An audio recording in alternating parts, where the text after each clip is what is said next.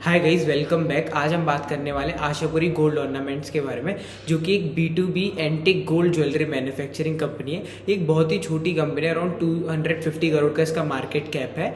And इस stock में recently भी 10% का रैली आया था सिंगल डे में। सो उसके पीछे का रीज़न भी हम इस वीडियो में फिगर आउट करेंगे। So do watch this video till and. Now let us start with the analysis. एक बार हम आशापुरी का एनालिसिस शुरू करने के पहले मैक्रो लेवल एनवायरनमेंट को समझ लेते हैं। अगर मैं बात करूं मैक्रो लेवल एनवायरनमेंट की, तो यहाँ पर जो अभी गोल्ड के प्राइसेस हैं वो सिंस ऑल टाइम पीक पे है, अभी मतलब 1 लाख के ऊपर है। लास्ट ईयर ये 70,000 के रेंज में थे, तो वहाँ से एक अच्छा खासा मूव आ चुका है। तो उसके कारण हुआ क्या है कि जो लोग हैं वो लाइट वेट ज्वेलरी की तरह शिफ्ट हो रहे हैं। लाइट वेट ज्वेलरी क्या होता है, उसमें मिक्स होता है गोल्ड, तो उसके कारण जो गोल्ड ज्वेलरी की इफेक्टिव प्राइसेस पड़ती है ज्वेलरी की, वो बहुत कम पड़ती है। तो उसके कारण जो लाइट वेट ज्वेलरी है उसकी डिमांड अच्छी खासी बढ़ गई सिंस गोल्ड प्राइसेस बढ़ गए।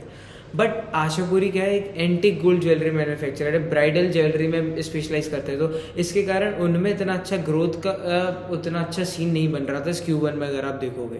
बट सिंस स्टिल चीज़ें इंप्रूव हो रही हैं, लेकिन इन्होंने इनकी जो ऑर्डर बुक अभी आई उसके कारण मेरे को थोड़ा सा स्टॉक अट्रैक्टिव लगा, और उसी के कारण ये जो चीज़ है स्टॉक में रैली आया, उसी की it was the same reason जिसके कारण स्टॉक में रैली आया। अब हम अगर बात करेंगे कि जो मेन डिफरेंशिएटर है जितनी भी ज्वेलरी मैन्युफैक्चरर्स है, वो उनका डिज़ाइन है। आपकी जितनी डिफरेंट डिज़ाइन होगी उतना अच्छी आपकी मैन्युफैक्चरिंग होगी। लेकिन यहाँ पर मैन्युफैक्चरिंग हर कोई कर सकता है, जो मेन डिफरेंस है वो डिज़ाइन का है। मतलब स्काई गोल्ड हो जाए, चाहे फिर आपका आशापुरी हो, खजांची, RBZ, सबका जो मेन डिफरेंस है वो डिज़ाइनिंग ही है।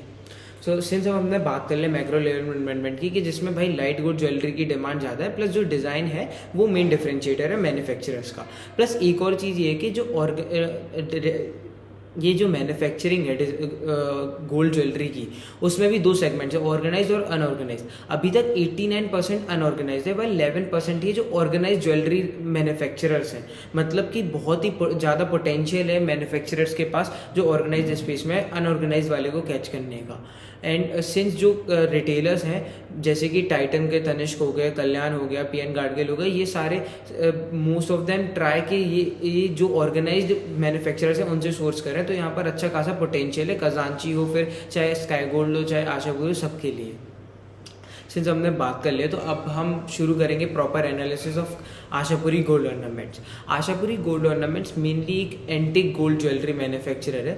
ये डिज़ाइन करते हैं, डिज़ाइन करने के बाद अपने मैन्युफैक्चरिंग करते हैं और एक सैम्पल्स बनाते हैं। सैम्पल्स को ले जाके एग्जीबिशंस में शो करते हैं। वहाँ पर एग्जीबिशन से ये ऑर्डर्स लेते हैं और उसके बाद ये ऑर्डर्स को मैन्युफैक्चर करके एग्जीक्यूट करते हैं। एक तो ये फेस हो गया। फिर एक फेस इनका होता है sell it ready to sell वाला फेस, जहाँ पर ये क्या करते हैं, डिज़ाइन करते हैं और बल्क में प्रोड्यूस कर लेते हैं। और जो ज्वेलरी चेन है जैसे कि टाइटन का तनिष्क हो गया, उनको डायरेक्टली सेल कर देते हैं, इंस्टेंट सेल। मतलब इनके पास रेडी टू सेल स्टॉक होता है।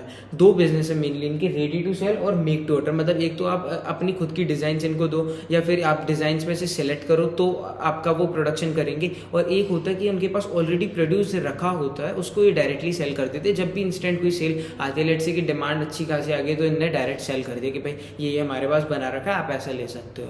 तो इट इज़ लाइक दैट। अगर मैं बात करूँ तो जो इनका मेन डिफरेंशिएटर है वो डिज़ाइनिंग ही फेस है, और ये फोकस भी कर रहे हैं कि अपनी डिज़ाइंस को और इम्प्रूव करें और high margin designs, high margin products पे इम्प्रूव करें, जिससे कारण इनके जो मार्जिन है इनमें अच्छा खासा इम्प्रूवमेंट है।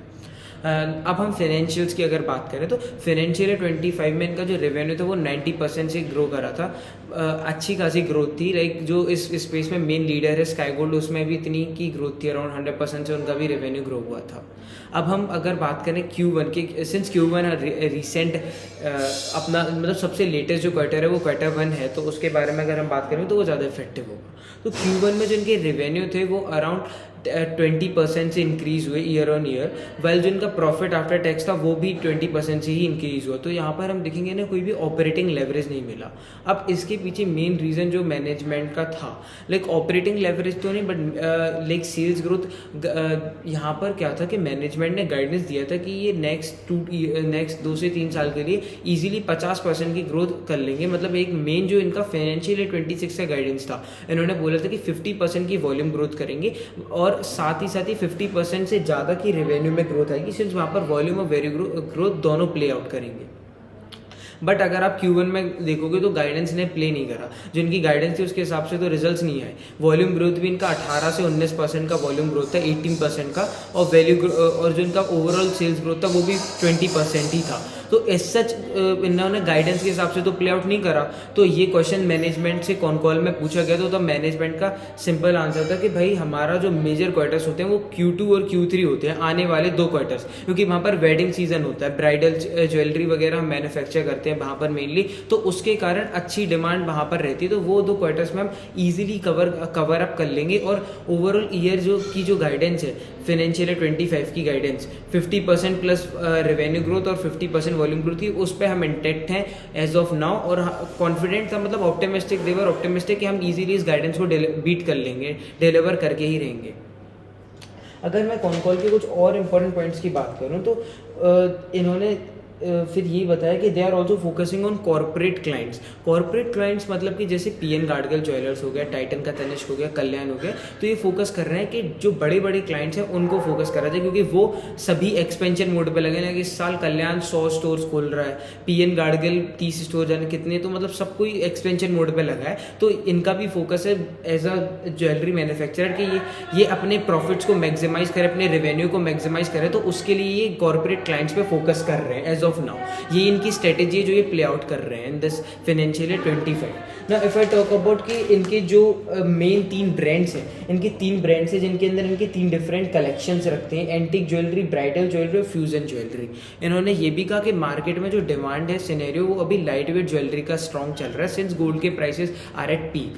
बट अगर आप देखोगे तो मतलब ये पीक पे है स्टिल, ये लाइट वेट ज्वेलरी का ज़्यादा चल रहा है। और कंपनी के बेसिस पे अगर आप देखोगे तो they mainly emphasise on heavy jewellery, मतलब ये मेनली हैवी ज्वेलरी में प्ले करते हैं, और अभी जो डिमांड है वो लाइट वेट की है। इसके कारण भी हो सकता है इनका जो Q1 का रेवेन्यू में उस पर इम्पैक्ट आया, बट स्टिल ये आगे वाले क्वार्टर्स के लिए पॉजिटिव है। और सबसे बड़ा जो अपडेट आया अभी रिसेंटली, आई गेस कल ही अपडेट आया, जिसके कारण स्टॉक में इतना अच्छा मूव आया था, वो ये था कि भाई इनका जो ऑर्डर बुक है, इन्होंने एक एग्जीबिशन में पार्टिसिपेट करा था जहाँ से इनको 102 करोड़ 102 करोड़ का ऑर्डर बुक मिला, और उसे ही एग्जीक्यूट करना है 90 डेज के पीरियड में। मतलब Q2 फाइनेंशियल ईयर 26 में, इस Q2 में ये 102 करोड़ का ऑर्डर बुक जो इन्हें मिला है एग्जीबिशन से, वो एग्जीक्यूट करेंगे, ये तो करेंगे। प्लस जो इनका चलते ही आ रहा है, लाइक जो उनके कॉर्पोरेट क्लाइंट्स है टाइटन वगैरह, उनके जो ऑर्डर्स मिलते रहते हैं वो तो करेंगे। तो अच्छी खासी ग्रोथ इन्हें Q2 में मिलने वाली है, और गाइडेंस के हिसाब से चीज़ें प्ले आउट करेंगी यहाँ पर।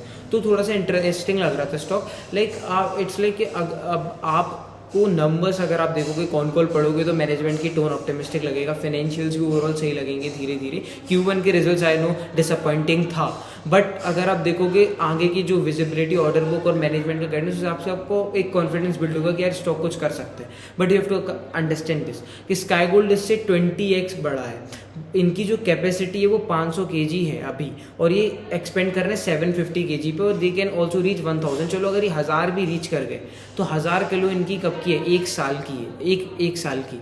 और स्काई गोल्ड की वो 1 महीने की है। स्काई गोल्ड मतलब इससे 12 गुना 13 गुना कैपेसिटी पे बैठा है अभी। तो sky gold is like the daddy the OG1।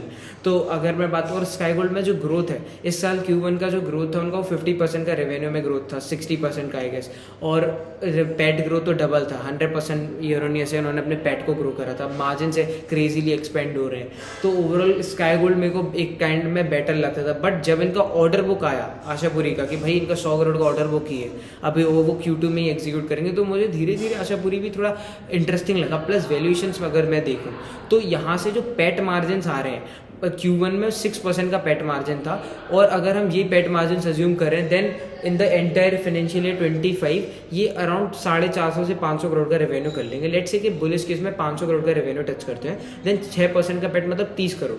तो अभी जो कंपनी की वैल्यूएशन है वो है 220 करोड़। तो उस हिसाब से अगर आप निकालोगे तो 7.5 का फॉरवर्ड पी आ रहा है। 7 के फॉरवर्ड पी पे यू आर गेटिंग अ 50% का ग्रोथ इंजन। तो दैट्स एक्चुअली क्रेजी, मतलब सही लग रहा है डील तो मेरे को, बट यही है कि आपको पेस ऑफ सेल्स ग्रोथ भी देखना होगा। मतलब स्काई गोल्ड जो है वो इतना बड़ा है, उसके बावजूद भी वो 50% प्लस से ग्रो कर रहा है, 55% 60% से, तो वो ज़्यादा ल्यूक्रेटिव लगता है as of now. But still एक ऐसी चीज़ों में मेरा जो पर्सपेक्टिव है कि भाई आप अपनी पोजीशंस को बिल्ड करके देख सकते हो। लाइक मैं इसमें 2 से 3% of my portfolio I will be building in this stock Ashapuri, और फिर उसके बाद मैं इसको continuously quarter on quarter track करूँगा कि कैसे क्या इंप्रूव हो रहा है, तो उसी से मैं मार्केट में एक्सपीरियंस के साथ चीज़ें पता चलेंगी।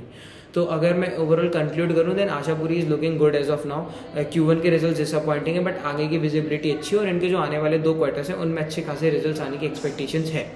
तो यही है, बाकी सही है कंपनी। तो बस एक जो मेन कंसर्न था यहाँ पर कि लाइट वेट ज्वेलरी पे ज़्यादा फोकस कर रहे हैं जितनी भी ऑर्गेनाइज्ड प्लेयर्स हो, चाहे फिर आपके अनऑर्गेनाइज्ड हो, मैन्युफैक्चरर हो, चाहे रिटेलर हो, और आशापुरी जो है वो पूरा एंटेक गोल्ड ज्वेलरी प्ले करता है। बट स्टिल इनकी जो गाइडेंस है, अगर ये उससे इंटेक्ट हैं, इतने ऑप्टिमिस्टिक हैं, then we can like take a chance. बाकी एक डिस्क्लेमर है, don't take this as an investment call, मतलब आप अपनी एनालिसिस जरूर करें एक बार इन्वेस्टमेंट करने के पहले। So that's all for that, is signing off Raghav Tikaria.